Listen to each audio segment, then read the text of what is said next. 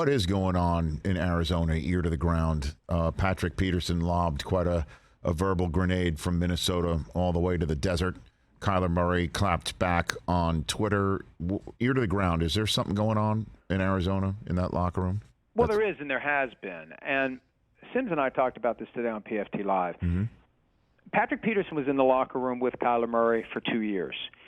And Sims and I both agreed that Kyler's response was perfect because if there are traits that are objectionable, if there are things about Kyler Murray that veteran teammates who profess to be mentors saw that they could have helped him with, why didn't they say anything to him about it? Why are you waiting until you're long gone? And my team is bad and your team is good before you say anything about it. Nobody was saying anything about Kyler Murray being a problem last year when they were 10-2. And of course, the Cardinals didn't help matters by trying to put the study clause in the contract and flagging this issue of whether or not he works hard enough, works like other quarterbacks should. But this notion has been bubbling around that some of the veterans in Arizona just didn't like the way Kyler Murray conducted himself. And it's more of a generational thing. It's not specific to Kyler. It's like, hey, kids these days, right? The younger players coming in, they just approach the game a different way. Larry Fitzgerald didn't like it.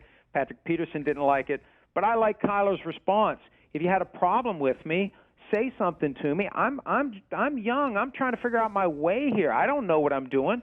If you can help me, tell me. What if he did? He's rightfully perplexed by it. What if he did? What if Peterson did? What if or there was that's the next step in this then. Then let's say Peterson can respond to the tweet and say, I did tell you.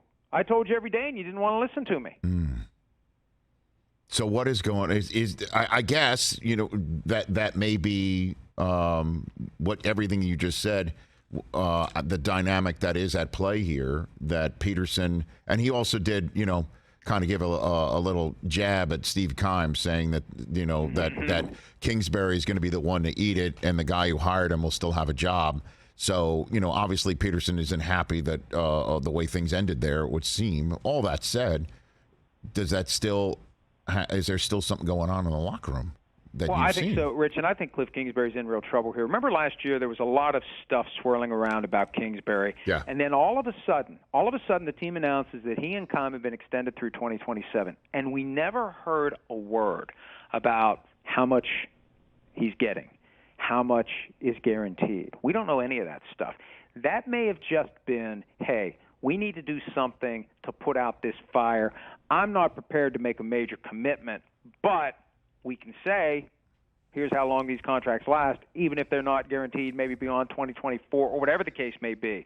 But I think there's a certain element of fraud in those extensions, and I don't think it gives Kingsbury the protection that we ordinarily would associate. Oh, he signed through 2027. He's going to make every penny of what, kind of like the Matt Rule thing. I think that, and this is just my gut feeling based on how it was handled and the fact that we've heard nothing about amount, no other details. I think this was, we got to put a hose on this fire and get everyone on the same page for 2022, and then we'll figure out 2023 when it comes. Catch the Rich Eisen Show every single day on the Roku channel, 12 to 3 Eastern, for free.